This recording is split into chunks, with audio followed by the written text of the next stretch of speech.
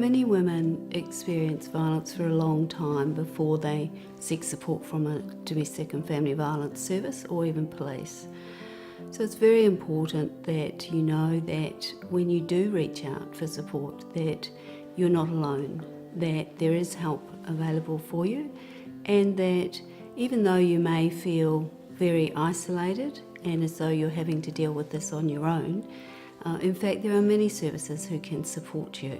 In the past, to keep myself and my children safe, I try to not to argue with him, try to be pleasant when he's around, and I can pick up the time when things gonna happen. It's like a cycle, so you will go through like a honeymoon period, everything is hunky-dory, but you will know like suddenly he will be upset and start yelling and screaming. That's the time when I need to back off, and also like get the children, don't upset dad, just do what he wants us to do, and if he yell at us, we'll just accept the blame. Even though it's not my fault, I will say I'm so sorry, apologize. And the other thing is actually to talk to those ones that you trust, like my immediate family, to let them know that it's a bit of trouble at home.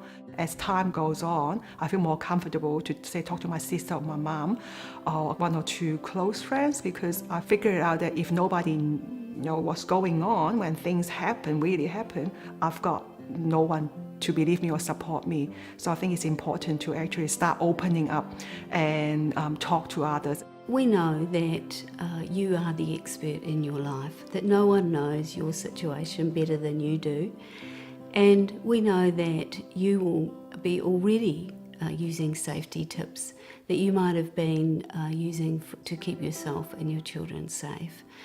But it's important that when you need to seek support from others, that you feel okay to do that. When I contact the help service or crisis service, when they told me the information about what services are out there that I could access, that was very helpful. And also I read and learn about what is domestic violence, what happened to me, it is not right. Because my husband told me that, don't you think that this happened to all the couples, they fight, I believed it because of my naive. I don't have experience of what family domestic violence is about, so I just believe it. In terms of friends, just simply talking to them, because they always say that it's not your fault and you don't have to put up with it. So like over time, it builds up to a strong case for me to believe, yes, I shouldn't be putting up with this rubbish and that I deserve better.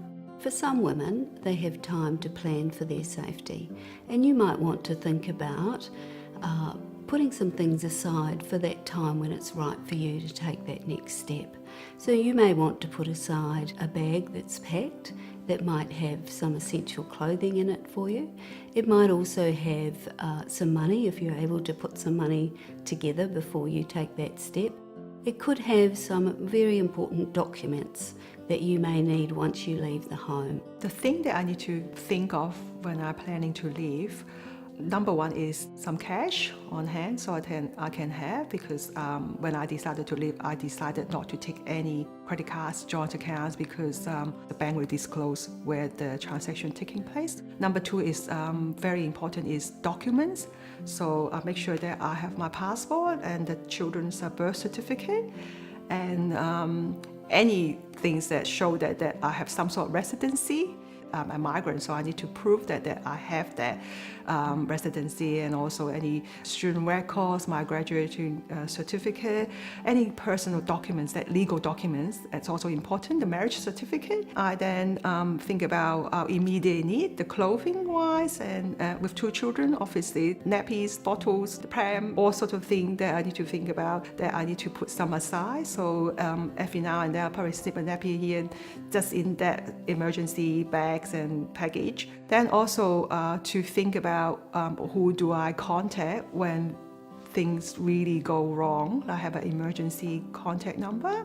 Once you've left the relationship, you may want to consider some other things that will keep you safe. Some of these things include a civil order, which might be called a protection order or an intervention order, and you can go to a family lawyer or to the courts or to a DV service who will support you to make application for one of these orders.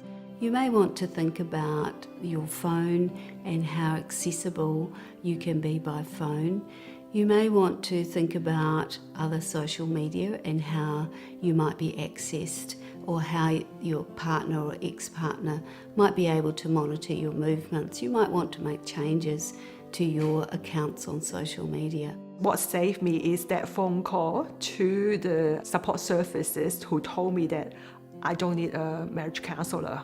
I need to come in because my life is in danger and my children's life. To have someone to tell me that and to put things into perspective, that would be my advice. Don't suffer in silence and seek help.